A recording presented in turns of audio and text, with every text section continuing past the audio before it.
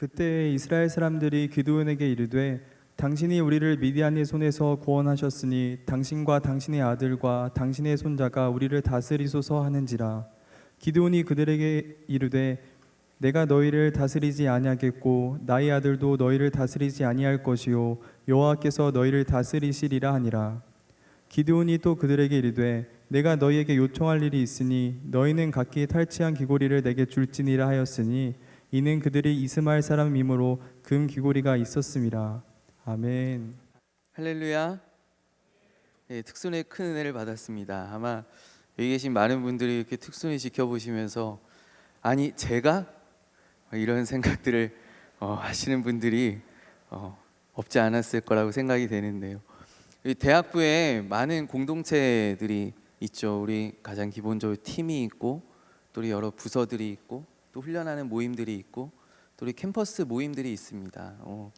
이러한 모임들이 함께 모이고 모이기를 즐겨하고 모이기를 패하는 어떤 악한 자들의 습관과 같이 하지 말고 모이고 또 하나 되고 이렇게 함께 또 특순을 준비하는 이러한 과정들이 얼마나 그 가운데 하나님의 또 은혜가 임하고 또 하나 되게 하시는 하나님의 능력이 역사하는지. 그래서 우리 이렇게 대학부에 또 허락하신 공동체들이 우리 함께 이렇게 모이는 그런 과정들만으로도 하나님 특순의 아름다움을 통해서 영광 받으시는 것이 아니라 그 과정들을 통해서 이미 하나님께서 영광 받으신 줄로 믿습니다.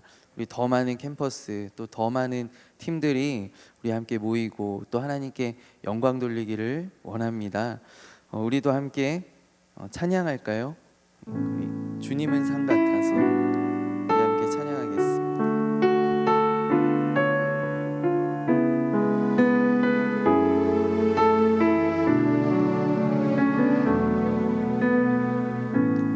안개가 날 가리워 내 믿음은 들리려 할 때 나 주님께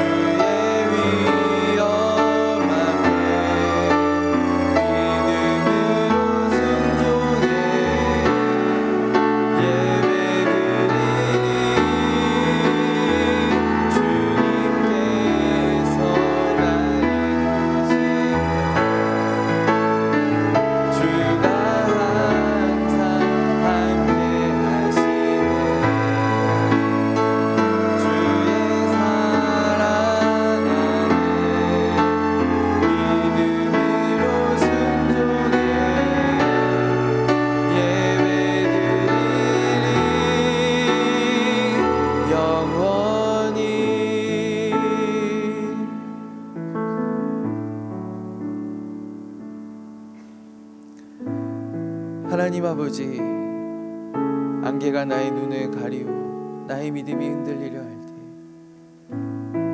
때 여전히 그곳에 계시며 우리를 사랑의 눈으로 바라보고 계신, 우리를 도우시는 상 같으신 주님을 우리가 만나기 위하여 나아왔나이다. 우리의 삶에서 우리는 늘 가리워져서 주님이 아니 계시다, 주님이 보이지 않는다라고 하지. 그러나 눈을 들면 늘 그 자리에 계신 하나님, 오늘도 우리가 올려드린 예배 가운데 또 주님 우리에게 주시는 그 말씀 가운데 살아계신 하나님을 우리가 만나기 소원합니다. 하나님, 이 시간 우리에게 역사하여 주시옵소서. 우리의 마음을 여시고 우리의 돌 같은 굳은 마음, 주님 고기와 같은 부드러운 마음으로 주님 바꾸어 주사 우리의 심령이 열리고 우리가 은혜를 받고 우리가 하나님을 바라보고 하나님 안에서 용기 내어 다시금 나아갈 수 있는 아버지 그런 놀라운 능력의 시간, 은혜의 시간, 하나님 베푸시는 기적의 시간이 되게 하여 주시옵소서. 부족한 종을 세우셨사오. 불쌍히 여겨주시고 하나님, 오늘도 선포되는 그 말씀의 능력이 우리 가운데 살아 역사할 줄로 믿습니다. 함께 하시는 주님 의지하오며 모든 말씀을 살아계신 주 예수 그리스도의 이름으로 기도하옵나이다. 아멘.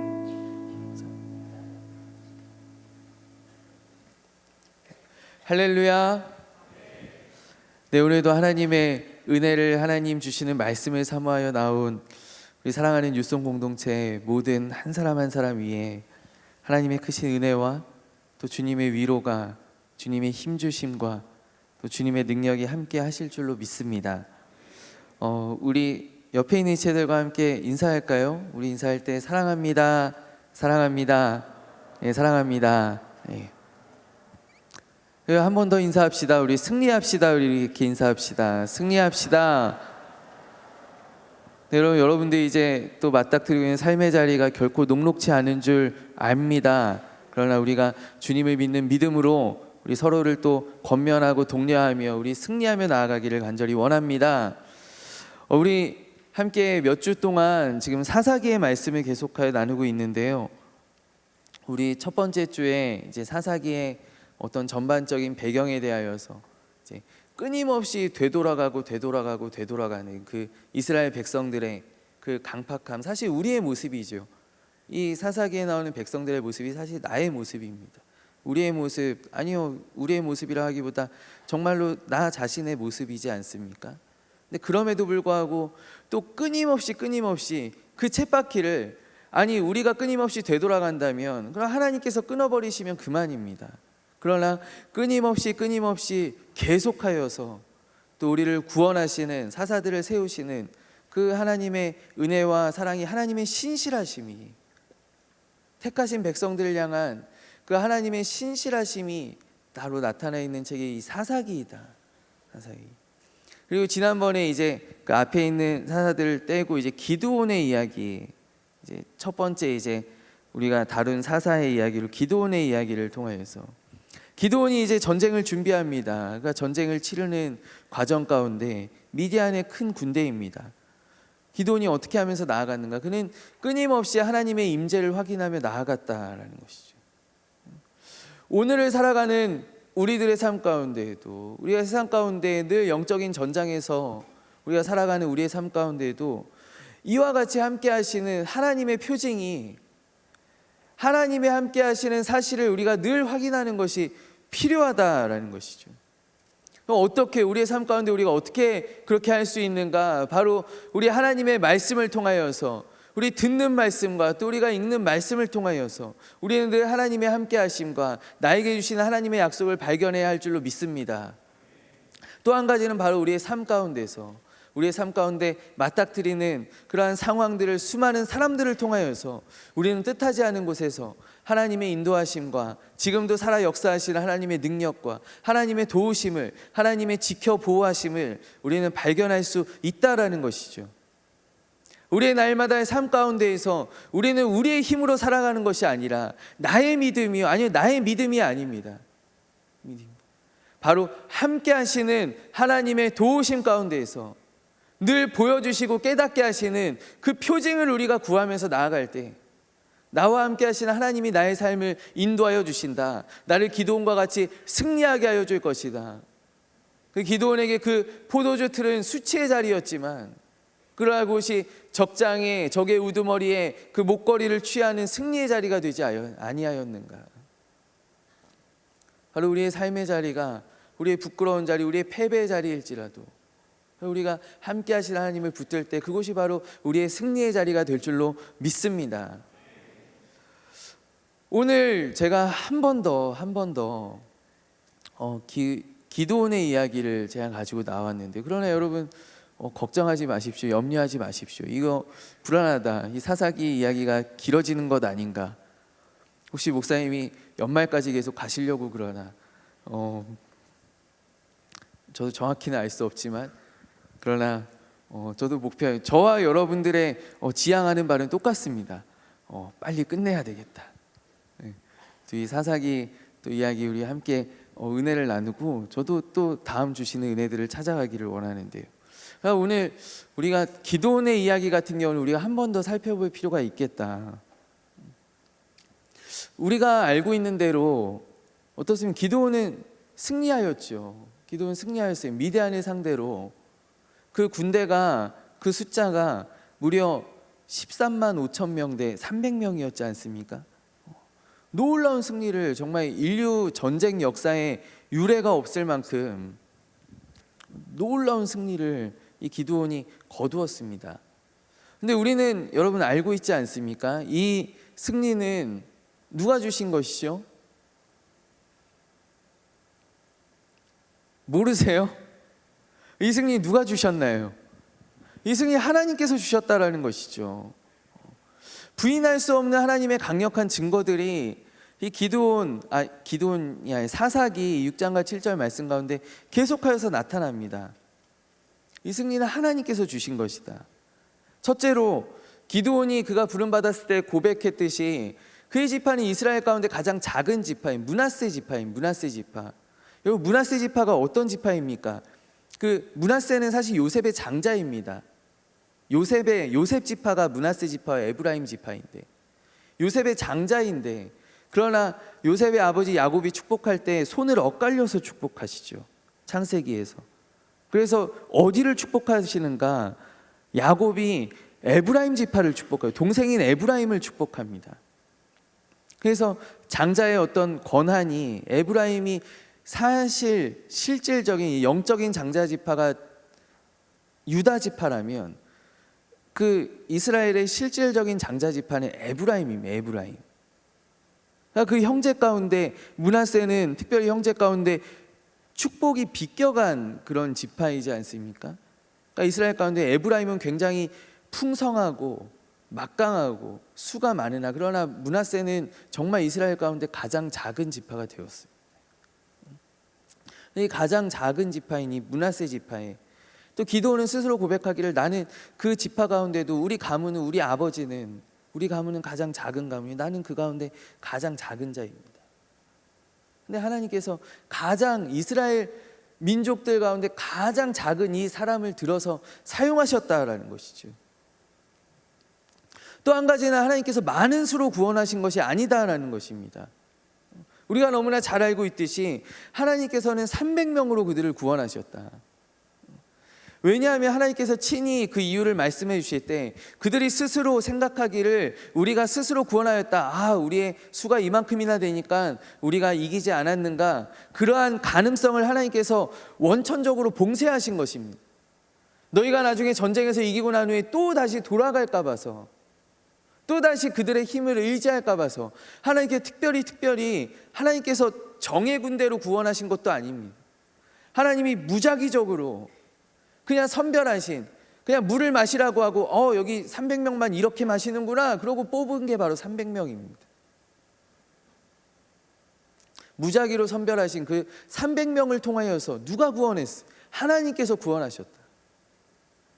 여러분, 전쟁의 과정을 살펴보면 더 우리가 할 말이 없는데, 심지어 여러분, 이 300명은 싸우지도 않았다라는 것입니다. 싸우지도 않았다. 여러분 7장 22절에 보면요, 제가 한번 읽어보겠습니다. 300명이 나팔을 불 때 여호와께서 그 온 진영에서 친구끼리 칼로 치게 하심으로 적군이 도망하여 스레라의 베시다에 이르고 또 답밭에 가까운 아벨모올라 경계에 이르렀습니다.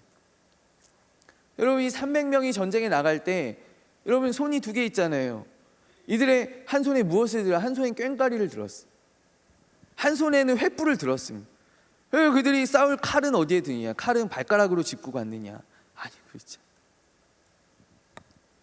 그래서 싸울 무기도 가지지 않고 횃불과 꽹과리를 들고 그들이 요란하게 소리내며 나아갔을 때, 그들이 나팔 불면서 나아갔을 때, 여러분 이 전쟁은 하나님께 미디안 사람들끼리 깜짝 놀라서 자기 친구들끼리 일어나서 서로 치고 죽이고, 그러다가 안 되겠다 우리가 도망가자. 여러분 심지어 이 기드온이 데리고 갔던 이 300명은 싸우지도 않고 승리를 거두었다라는 것이. 여러분 그렇기 때문에 이 기드온이 거둔 승리는요, 이거는 정말 내가 도저히 첨가할래야 첨가할 수 없는 전적인 하나님의 은혜였다라는 것이. 전적인 하나님의 도우심이요, 하나님의 능력, 하나님의 은혜로 이들이 승리하였다. 여러분 그런데 오늘 우리가 함께 읽은 말씀을 한번 보기를 원합니다. 오늘 22절 말씀이에요. 그때 이스라엘 사람들이 기드온에게 이르되 당신이 우리를 미디안의 손에서 구원하셨으니. 여러분 오늘 이스라엘 백성들이 기드온을 향하여 무엇이라고 이야기하는가? 당신이 우리를 이스라엘의 손에서 구원하셨다라는 것입니다. 당신이 우리의 왕이 되어 주십시오. 당신과 당신의 아들과 당신의 손자가 우리를 다스리소서. 사랑하는 여러분, 오늘 하나님께서 주신 이 영광스러운 승리 후에 여러분 이스라엘 백성들이 무엇이라고 이야기하는가? 기드온이시여, 당신이 우리를 구원하였으니 당신이 우리의 왕이 되어 주십시오. 당신의 아들, 당신의 손자가 대대로 우리를 다스려 주십시오. 당신이 왕의 가문이 되어 주십시오. 여러분 오늘 이스라엘 백성들이 하나님이 아닌 기드온에게 구하는 것입니다. 자기의 왕이 되어 줄 것을 요청하고 있는 것입니다. 여러분 사사라는 것은 어떠한 사람들인가? 여러분 사사 시대의 특징이 무엇인가? 이 사사는 사람들이 세우는 것이 아니다라는 것이죠. 사사는 하나님의 기름 부으심을 받고 하나님의 영이 임하였을 때, 여러분 그럴 때 하나님의 통치의 상징이 바로 이 사사입니다. 그러나 오늘 이스라엘 백성들은 기드온에게 무엇을 요구하는가? 우리가 세운 왕이 이제 하나님께서 세우시는 것이 아니라 하나님의 때, 하나님의 권능으로, 하나님의 기름 부으심으로 세워진 지도자가 아니라 우리가 세운 그 왕을 통하여서 이제는 따로 세우는 것을 기다릴 필요가 없습니다. 이제 하나님의 도움의 손길을, 구원의 손길을 기다릴 필요가 없다라는 것입니다. 이제는 그 아들이, 또 그 아들의 아들이, 그 아들의 아들의 아들이 자동적으로 대대로 이어져 내려가는 그러한 통치를 오늘 이 이스라엘 민족이 하나님 앞에서, 기드온 앞에서 지금 이들이 구하고 있다라는 것이죠. 여러분 하나님께서 베풀어 주신 이 위대한 승리 후에, 그들이 이 위기를 벗어난 후에 그들은 너무나도 빠르게 돌아가 버렸다. 돌아가는 정도가 아니라 더 멀리 나아갔다. 그들은 하나님으로부터 더 멀어져 갔다. 그들은 이제 인간적인, 그들은 여러분 사사가 기드온이 5번째 사사입니다. 5번째 사사. 그들은 이러한 하나님의 방식이 5번째 연거푸 되풀이 되는 동안 그들이 타락하고 부르짖고 회개하고 하나님 사사를 세우시고 구원하시고 평안이 찾아오고, 평안 후에 그들이 다시금 타락하고 또 그들이 고통받게 되고 하나님이 치시고, 그리고 그들이 다시금 부르짖고 회개하고 사사가 세워지고 사사가 구원하고, 그리고 다시 평화가 찾아오고, 이러한 방식의 하나님의 역사, 하나님의 구원하심, 하나님의 다스리심이 여러분, 5번째 사사 만에 이들에게 지겨워졌다라는 것이. 이들은 세상의 다른 민족들처럼, 우리를 괴롭혔던 미디안 족속처럼, 앞에서 우리를 괴롭혔던 아모리 족속처럼, 가나안 족속처럼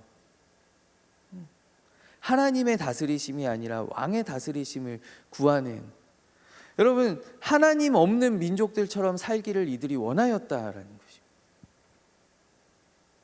여러분, 이 오늘의 본문 가운데 이스라엘의 심각한 영적인 타락이, 그들은 하나님에 의하여 구원받았음에도 불구하고, 아닙니다 하나님, 나는 이제 그러한 도우심, 그러한 손길, 아니요, 하나님의 준엄하신 가르치심도 이제 듣기가 싫습니다. 나는 저 세상에 있는 저 민족하고 똑같이 살고 싶습니다. 나는 우리를 에워싸고 있는, 우리를 둘러싸고 있는 민족들과 똑같이 살고 싶습니다. 나는 하나님의 구별된 백성이 아니라 나는 그들처럼 살고 싶다 라고 하는 고백이 바로 오늘 이스라엘 민족의 요청 가운데 나타나 있는 것입니다.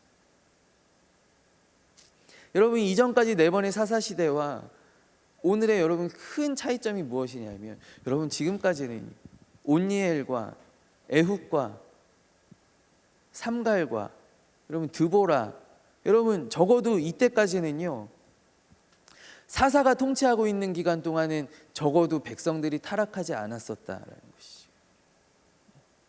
사사가 통치하는 기간만큼은 40년이든 80년이든 20년이든 그 백성들이 순결했었다라는 것이, 온전하였다, 하나님을 쫓았다. 그런데 처음으로 이 기드온 때에 사사 기간 중에, 사사가 통치하고 있는 이 기간 중에 이스라엘 백성들이 타락하기 시작해요.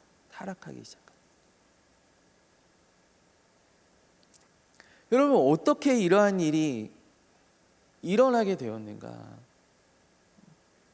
하나님의 임재 가운데 하나님께서 주신 은혜를 맛보자마자 어떻게 이들이 순식간에 타락할 수 있었는가? 아니, 10년도 그들이 순결을 지키지 못하였는가? 그리고 저는 오늘의 이 문제를 우리가 함께 말씀을 나누면서 기드온으로부터 한번 찾아보기를 원합니다. 기드온이 어떻게 이 이스라엘 백성들을 타락시키기 시작하였는가? 제가 그냥 한 사람에게 몰아주기를 하는 것이 아니라요, 우리가 성경을 한번 되짚어 보면서 어떻게 이러한 일들이 일어나게 되었는지, 또 우리의 삶 가운데 지금도 이러한 일들이 반복되고 있다라고 한다면 그 문제가 무엇인지 우리 오늘 하나님 앞에서 깨닫는 귀한 시간이 되기를 간절히 원합니다. 여러분, 지난 시간에 우리 기드온에 대해서 함께 말씀을 나눌 때에는요, 이제 승리를 얻기까지의 과정이었잖아요. 승리를 얻기까지의 과정이었어요. 그 과정 가운데 기드온이 얼마나 하나님을 의지하였고 하나님을 확인하였고 하나님의 함께 하심을 그가 붙들었었는지 우리가 지난 시간에 계속하여서 살펴보지 않았습니까? 그렇다라고 한다면 이제 오늘은 이 승리 후에라는 말이죠. 승리 후에 어떻게 기드온이 하나님으로부터 멀어져 가게 되었는지 우리가 함께 보기를 원하는데, 여러분, 그 첫 번째 단서가 어디에서 나타나는가? 바로 미디안을 추격하는 과정 가운데에서 나타났다라는 것입니다. 여러분, 미디안을 추격하는 과정 가운데에서 먼저 어디가 나타나느냐? 이 므낫세보다 훨씬 큰 지파입니다. 야곱이 손을 바꾸어서 축복하였던 에브라임 지파가요, 에브라임 지파가 기드온에게 나타나서 시비를 걸기 시작합니다. 너 왜 이 큰 전쟁 가운데, 이 큰 승리의 영광 가운데 우리를 부르지 아니하였는가? 우리를 빼놓고 왜 전쟁하였는가? 너네 그렇게 하면 재미없어?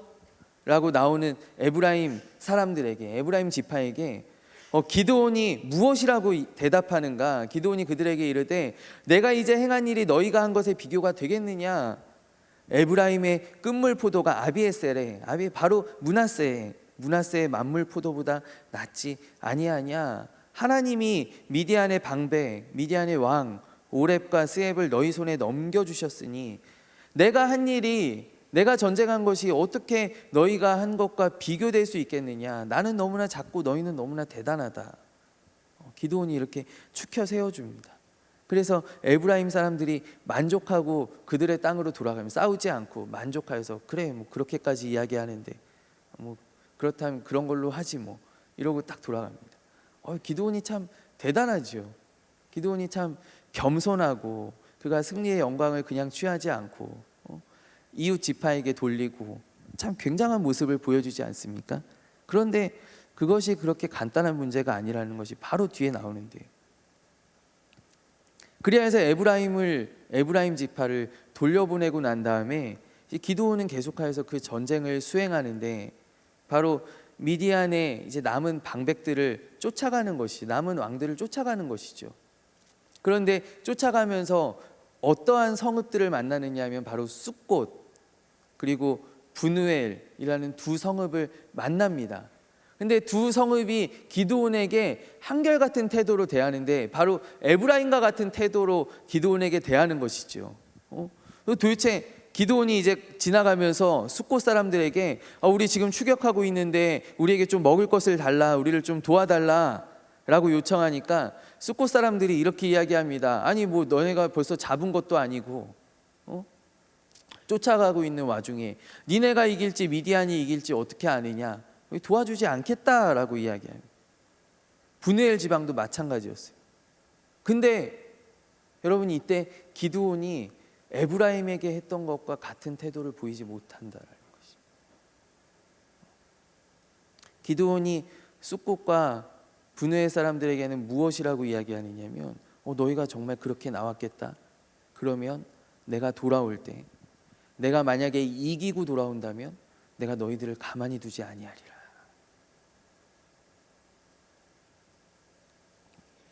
여러분 그러니까 이 기드온의 태도 가운데는 감히 나를 의심해? 감히 내가 이기지 못할 거라고 생각해? 어디 내가 이기기만 해봐라. 내가 잡기만 해봐라. 내가 가만히 두지 아니하리라. 여러분 이게 기드온의 속내일진데 여러분 그렇다면 앞에 에브라임에게 보인 태도는 무엇인가? 여러분 에브라임이 므낫세보다 훨씬 더 센 지파였다라는 것이죠. 그러나 자기보다 약한 성읍, 백성들만 있는 성읍에는 그럼 기드온이 그의 속내를 가감없이 드러내지 않습니다. 어떻게 너희가 감히 너희가 지금 전쟁을 수행하고 있는 나에게. 여러분 실제로 그러한 일들이 일어나게 됩니다. 일어나게 돼요. 여러분 얼마나 비극적인 일입니까? 처음으로 이스라엘 역사의 처음으로 하나님께서 왜 택하셨어요? 나의 민족을 구원하라고 택하신 그 사사의 칼이 하나님께서 구원하시기를 원하는 하나님의 백성을 향하게 되는 일이. 그가 숫곳 사람들을 찔레와 가시로 징벌하고 분우엘 사람들의 장로들을 죽이는 일들이 여러분 바로 이 기드온에게서 일어나게 된다라는 것이죠. 그의 칼이 하나님의 백성을 향하게 되는 것입니다. 어떠한 하나님의 백성? 나를 무시한 하나님의 백성, 나를 믿지 않은 하나님의 백성, 나를 평가하는 하나님의 백성을 향하여서 그의 칼이 나아가게 되었다. 여러분 이러한 일이 있자마자 여러분 이제까지와 다른 이 위압적이고 이 두려운 칼을 사용하는 이 사사의 앞에 여러분 이스라엘 백성들이 떨면서 요청한다라는 것이죠. 우리의 왕이 되어 주십시오. 하나님이 여러분 기드온의 태도가 여러분 하나님이 우리를 구원하셨다라고 한다면 기드온의 태도가 어떻게 그럴 수 있겠습니까? 숫곳 사람들이 그에게 이야기할 때 예 맞습니다. 그러나 여러분 한번 보십시오. 하나님께서 우리 300명의 군사로 이렇게 놀라운 구원을 이루셨는데 내가 저 왕들을 잡지 못하겠습니까? 하나님이 도와주실 줄로 믿습니다. 하나님이 우리와 함께하고 계십니다. 그런데 그러한 것이 아니라 기드온의 태도는 어떻게 너희들이 나에게 감히 그러하였을 때 여러분 이스라엘 백성들이 처음으로 글쎄요 이게 그들의 자의적인지 아니면 반타의적인지 모르겠으나 기드온 앞에 요청하며 나왔다라는 것이죠.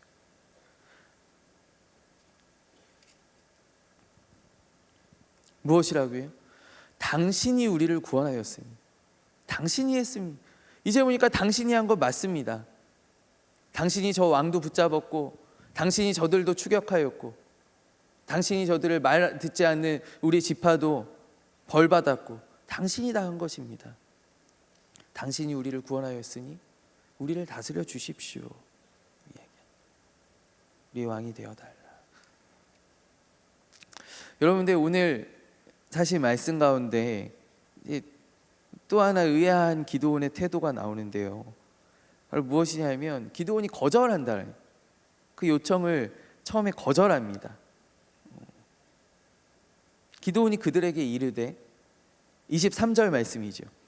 내가 너희를 다스리지 아니하겠고 나의 아들도 너희를 다스리지 아니할 것이요 여호와께서 너희를 다스리시리라.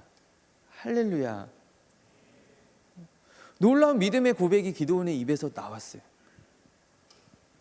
그러니까 기드온은 이 승리가 누가 주신 것인지를 알았다라는 거예요. 알았다라는 거예요.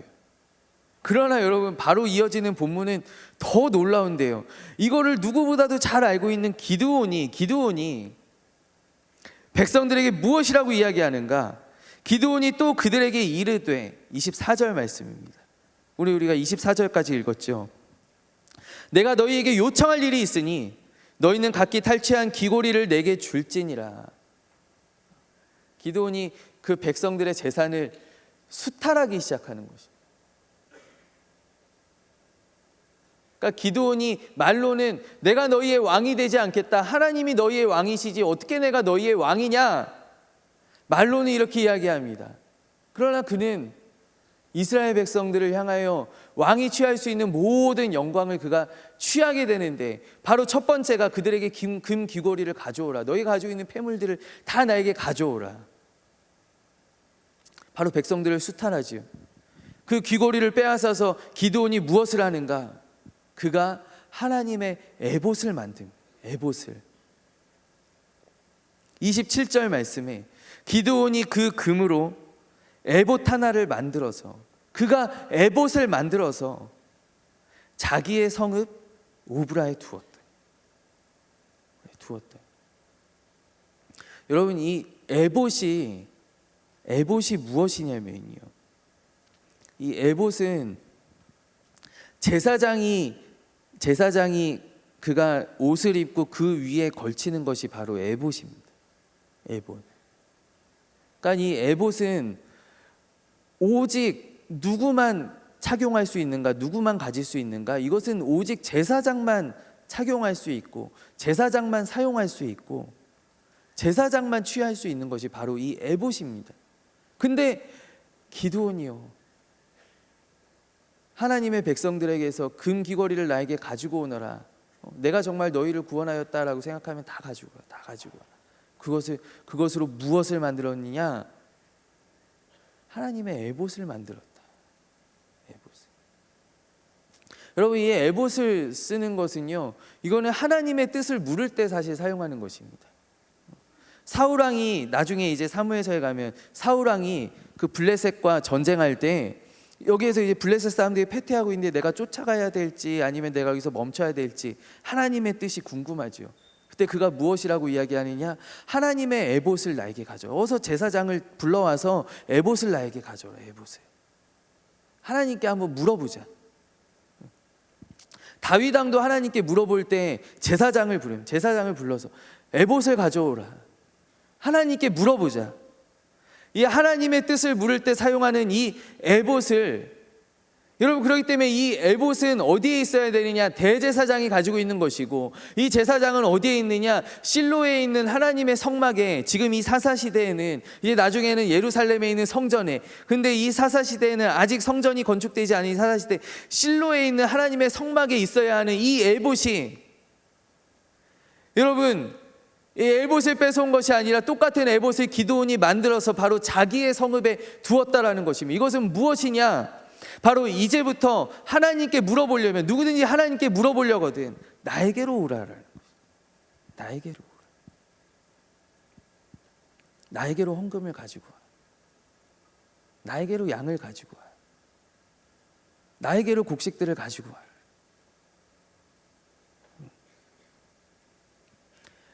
마치 여러분 성전 시대 같으면 그 이스라엘이 이제 여로보암이 르호보암 때 이제 여로보암과 르호보암으로 갈라지지 않습니까? 그때 북이스라엘 왕국이 이거 이러다가는 유월절 되면 절기 되면은 우리 백성들이 다 예루살렘으로 갈 텐데 그럼 안 되겠다. 여기다가 성전을 하나 더 만들어야 되겠다. 그래서 만든 것이 무엇인가? 바로 금송아지죠. 베델에다가 금송아지를 만들지 않습니까? 여러분 이것과 똑같은 일을 지금 기드온이 한 것입니다. 여러분 금으로 우상을 만든 것이 아닙니다. 여러분 한번 들어보십시오. 기드온이 금으로 우상을 만든 것이 아니에요. 금으로 뭐 드라빔이나 바알 신상이나 그때 이방 신들을 음란하게 섬겼던 그러한 신상들을 만든 것이 아니었어요. 그는 기드온으로 하나님의 도구를 만들었어요. 근데 이 하나님의 도구를 자기를 위하여 사용했다라는 것이, 새로운 자기의 성전을 짓는 것입니다. 그렇기 때문에 이것이 어떻게 되었느냐, 온 이스라엘이, 여러분 27절 말씀에 온 이스라엘이 그것을 음란하게 위하였다. 온 이스라엘이 이제 하나님의 뜻을 묻기 위하여 실로로 가지 아니하고 예물을 들고 헌금을 들고 기드온 앞에 나와왔다. 제사장이 아닌 하나님께 물을 수 없는 기드온 앞에 나왔다. 기드온이 만든 하나님의 것이 이스라엘 사람들에게 새로운 우상이 되어버렸다라는 것입니다. 그럼 기드온이 얼마나 정말 가공할 만한 일을 지금 하지 않았습니까? 바로 이러한 일들을 해버렸다. 또 뒤에 가면 또 기드온이 어떻게 하느냐? 기드온은 아내를 많이 취했습니다. 많이 취했습니다. 왕이 하는 짓이죠. 왕이 하는 일이죠. 그의 아들이 몇 명의 아들만 그가 70명의 아들을 가지고 70명의 아들을. 이제 9장에 보면, 아니 30절에 보면 기드온이 아내가 많음으로 그의 몸에서 낳은 아들이 70명이었고, 그는 왕이 취하는 그런 쾌락들을 취하였다라는 것입니다. 세겜에 있는 첩도 아들을 낳았는데 그 이름이 무엇이냐? 여러분 그 이름이, 기드온의 아들의 이름이 무엇이냐면 아비멜렉입니다. 아비멜렉. 이 아비멜렉이 이제 나중에 이제 큰 그런 아주 엄청난 막 일들을 저지르거든요. 근데 이 아비멜렉이라는 아들을 낳는데, 여러분 잘 들어보십시오. 이 아비멜렉이라는 이름의 뜻이 무엇이냐면, 사실 이 블레셋 왕들의 이름이, 왕을 뜻하는 호칭이 바로 아비멜렉입니다. 블레셋 왕들을 아비멜렉이라고 합니다. 뭐 로마의 황제를 카이사르라고 하듯이 이 블레셋의 왕을 아비멜렉이라고 하는데, 이 말 뜻이 무엇이냐면 내 아버지는 왕이시다라는 뜻이. 내 아버지는 왕이시다. 그러니까 블레셋의 왕들을 이제 부를 때 내 아버지는 왕이시다. 그러면 그 아들은 뭐예요? 그러면 나는 뭐예요? 나는 왕의 아들, 나는 왕이다라는 거예요. 여러분 아비멜렉이 내가 태어나서 한 10살쯤 돼서 사춘기 되었을 때, 내가 이제 내 이름을 좀 생각해 봐야 되겠는데 내 이름을 아비멜렉으로 지어야 되겠어. 여러분 이렇게 이름을 지을 수 없잖아요. 이 이름을 누가 지어요? 첩이 지어요? 이름을 기드온이 짓잖아요. 기드온이 그 아들의 이름을 무엇이라고 지었는가? 내 아버지는 왕이시다라고 지었다.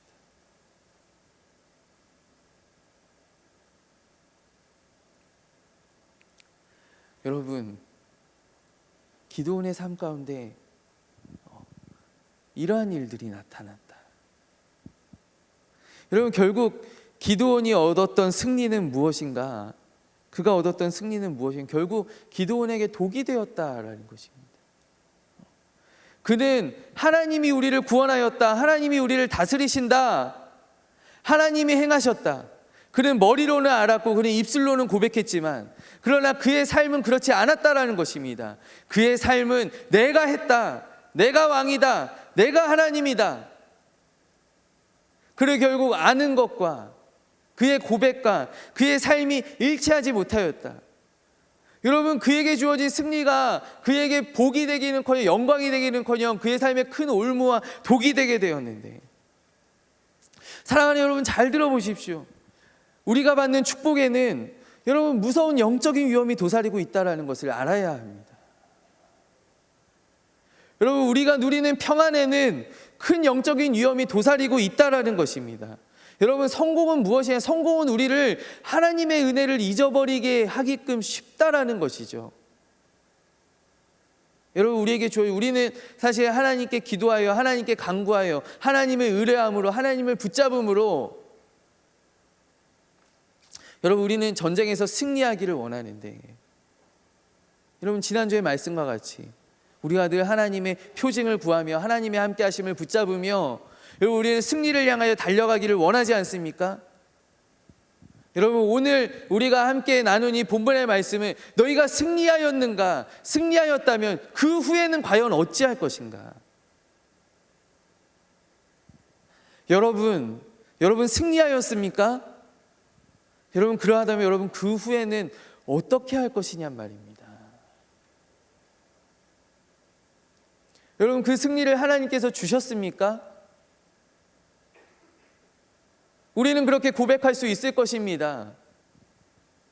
우리는 교회에서 늘 그렇게 배워왔기 때문에 모든 것이 하나님의 은혜입니다 라고 고백할 수 있습니다.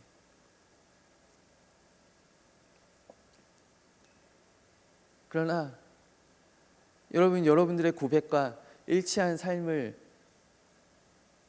살아갈 수 있겠느냐라는 것입니다. 여러분, 우리는 축복받은 사람들을 우리가 만나게 될 때 우리는 늘 그 비결이 궁금하지 않습니까? 그에게 임하신 하나님의 임재와 하나님의 은혜보다는, 여러분 한번 어떤 강사님이 지금 이 자리에 왔다라고 생각해 보십시오. 어떤 정말 사업적으로나 아니면 뭐 세상적으로, 권력적, 정치적으로 아주 큰 성공을 이루어내신 그런 강사를 우리가 모셨습니다. 그분이 앞에서 자신의 간증을 하실 때 그분이 말끝마다 이 하나님의 은혜입니다. 하나님이 다 해주셨습니다. 나는 한 것이 아무것도 없습니다. 정말 모든 것이 하나님의 은혜였습니다. 하나님이 아니었으면 나는 할 수 없었습니다. 라고 한 시간 내내 고백하고 가신다라고 한다면 여러분, 아마 그 간증 집회를 다녀가는 여러분들의 마음은 그래서 뭐 어쩌라고, 뭐 이런 간증이 다 있어. 여러분들의 마음 가운데 그러한 생각이 들지 않겠느냐라는 것입니다. 우리는 하나님의 은혜 가운데에서도 인간적인 비결을 꼭 찾으려고 한다라는 거예요. 어떤 크게 성공한 장로님이 오셔서 나는 10의 1조를, 청년 때의 10의 1조를, 내가 그 다음에 10의 2조를, 그 다음에 10의 3조를 내가 그렇게 드려서 지금은 10의 7조를 드리고 있습니다. 우리는 와, 대단하다라는 것이 바로 그거로구나. 그럼 그렇지, 어떻게 하나님의 다 은혜일 수 있겠는가? 나는 지금까지 새벽 예배를, 나는 늘 새벽 4시에 일어나서 새벽 기도를 빼먹은 적이 단 한 번도 없습니다. 그럼 그렇지. 어떻게 그것이 하나님의 은혜를 거저되겠냐? 여러분, 기도원도 사실 이 모든 것이 하나님의 은혜라 고백하지만, 그러나 그 가운데 여러분, 기도원이 정말 아무것도 안 했습니까? 분명히 그가 한 것들이 있었다라는 것이죠. 그는 하나님께 순종하였고, 또 하나님께서 작전 지시들은 주시지 않으셨었어요. 적어도 본문 가운데에는. 그는 그러한 작전들을 구상하였고 행하였고 횃불을 들고 또 그 왕들을 쫓아가는 수고를 아끼지 아니하였고, 그가 그리하여서 잡아서 그가 모든 하나님의 은혜라고 고백하는 것 위에 그가 그 방점을 찍었다. 모든 밑그림은 다 하나님께서 그려주신 것이지만 그 활용 점점은 내가 찍었다.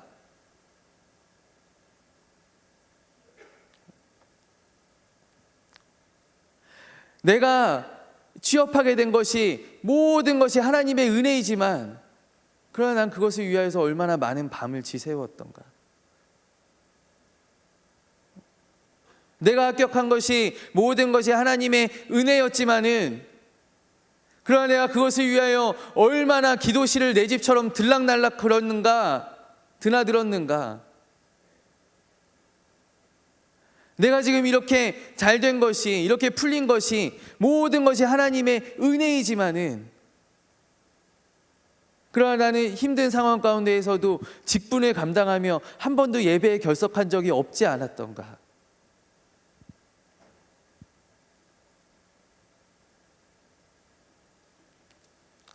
우리는 내가 하나님의 은혜입니다 라고 고백하는 것 가운데 얼마나 나의 공로를 찾고 있느냐라는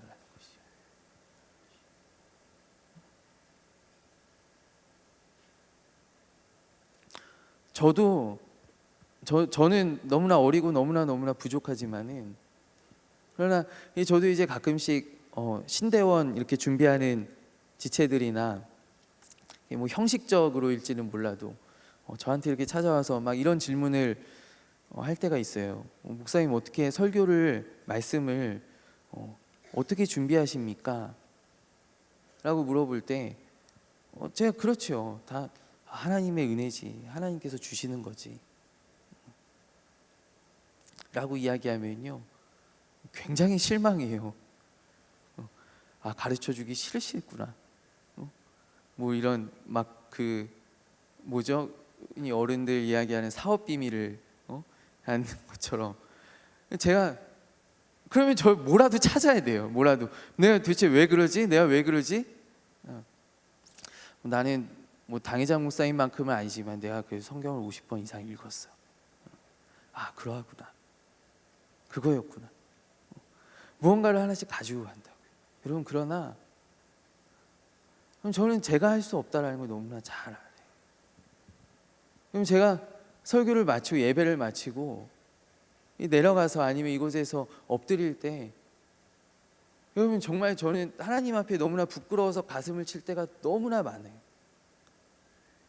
한 10번 중에 정말 8번은 하나님 내가 정말 어떻게 이런 설교를 이런 말씀을 하나님 앞에 부끄럽게 어떻게 이런 준비를 정말 하나님 은혜 주시지 않으면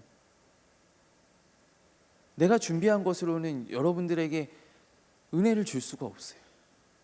도무지 끼칠 수가 없어요.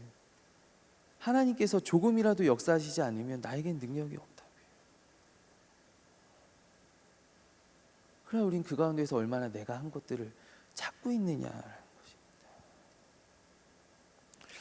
여러분 그렇기 때문에 당회장 목사님께서 말씀하시는 나는 아무것도 아닙니다라는 고백이 여러분 마치 우리 교회는 주문과도 같죠. 금요 베델 딱 나오면은 갑자기 이제 당회장 목사님 실컷 막 다른 말씀 하시다가 갑자기 이렇게 터벅터벅 내려오셔서 이렇게 마이크를 딱 구역장님이나 권찰님들 할 때 계시고 누구세요? 물어보시면 그러면 이제 정신이 이제 번쩍 든 사람들은 저는 아무것도 아닙니다. 정답. 그 가운데 뭐 누구 권사입니다. 막 저 정글 목사입니다. 대학부 담당입니다. 이렇게 이야기하면 혼찌검이 나는 거예요. 정신을 못 차리고 정신을 똑바로 차려. 근데 목사님이 이것을 괜히 우리에게 훈련시키는 것이 아니라 여러분 이 고백이 정말 참된 목사님의 고백이고 그렇게 큰 교회와 큰 성전과 이렇게 잘 훈련된 성도들과 이 모든 것들을 바라볼 때 목사님 늘 두려워하시는 거예요.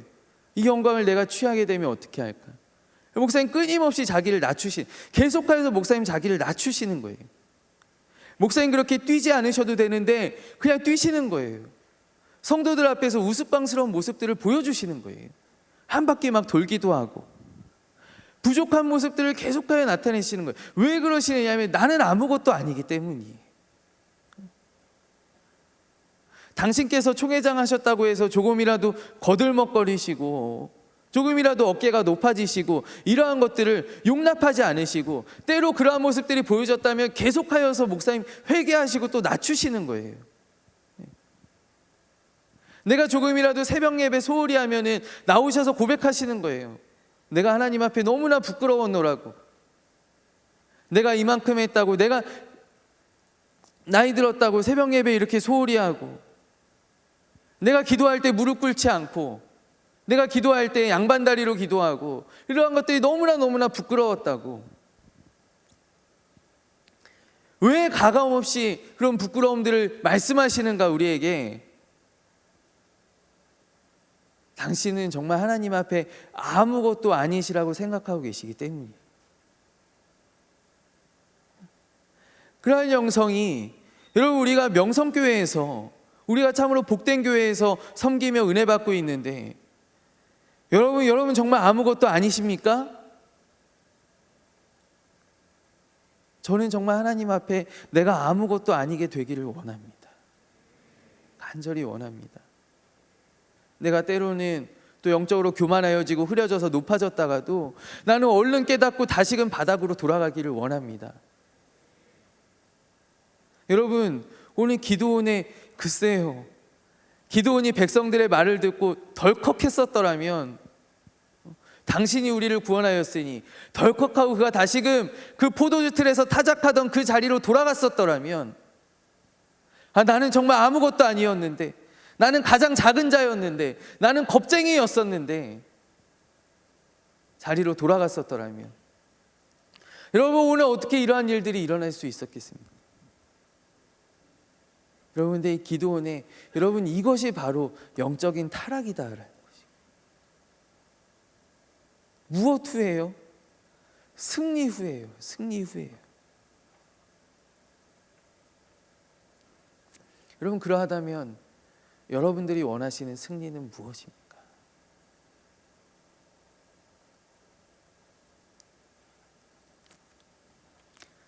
여러분, 저는 여러분들이 원하는 승리가 이러한 승리가 되기를 원합니다.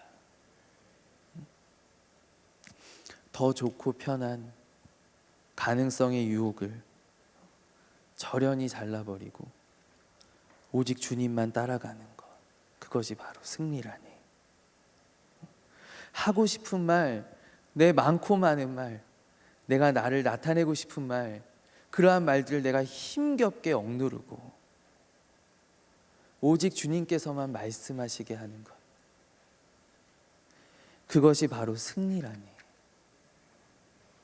여러분, 결과가 어떠하여도 주님만 빛나시고, 나의 성공이, 나의 실패가 내 안에 주님을 가늠하는 것이 아니라 어떠한 결과 가운데서도 주님만이 홀로 빛나시고, 주님의 평안이 내 안에 있으면, 주님 주시는 기쁨이 내 안에 있으면 그것이 바로 승리라. 우리 함께 고백합시다.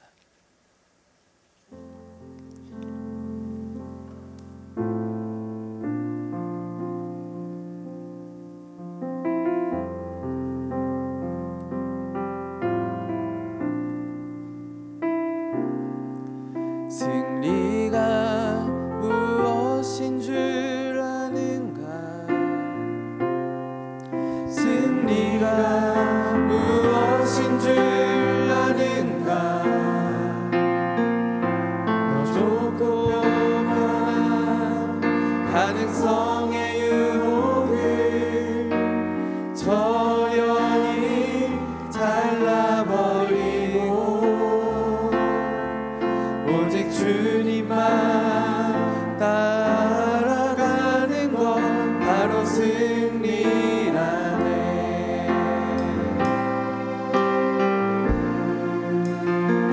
승리가 무엇인 줄 아는가? 승리가 무엇인 줄 아는가? 하고 싶은 말, 그 많고 많은 말,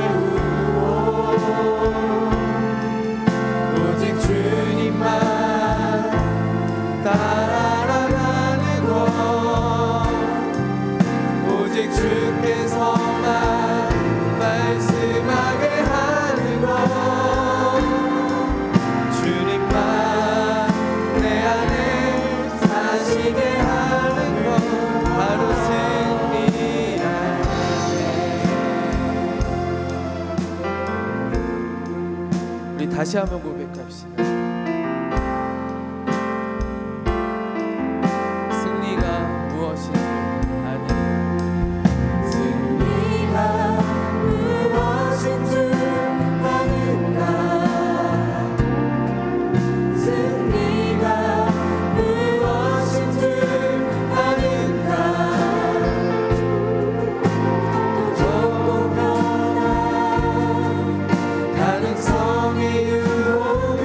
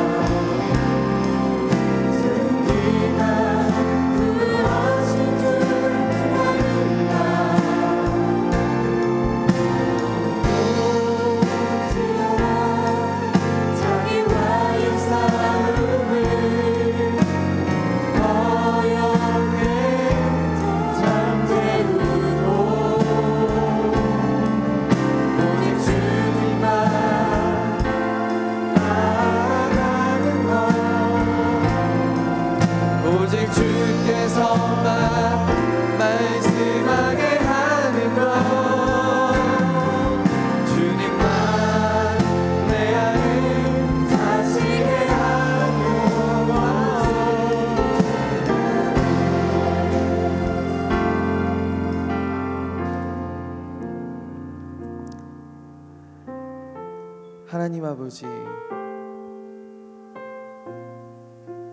우리가 세상의 승리 가운데 혹은 세상의 실패와 패배 가운데 우리 넘어지고 하나님을 떠나게 될까 두렵습니다. 우리가 이러한 승리를 얻게 하여 주시옵소서. 오직 주님만 말씀하시게 하는 것, 오직 주님만 따라가고 주님만이 나를 다스리시게 하는 것. 하나님, 우리 기도원은 이것을 입술로 고백하였으나 그러나 그의 삶이 따라가지 못함을 주님 우리에게 보여줍니다. 하나님, 온 세상에서의 삶이, 세상에서의 승리와 세상에서의 성공이 하나님 우리로 하나님을 잊게 만들고 내가 했다 하게 하고 그 영광을 가로채고 있지는 아니한지 하나님 우리를 붙잡아 주시고 우리와 함께 하시고 주님 우리를 도와주시옵소서. 연약합니다. 우리는 아무것도 아닙니다. 우리는 아무것도 아닙니다.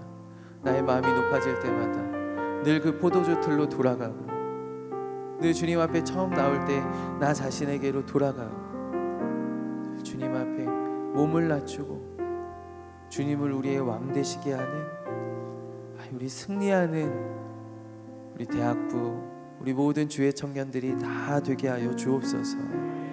함께 하시는 주님을 의지하오며 모든 말씀을 주 예수 그리스도의 이름으로 간절히 기도하옵나이다. 아멘.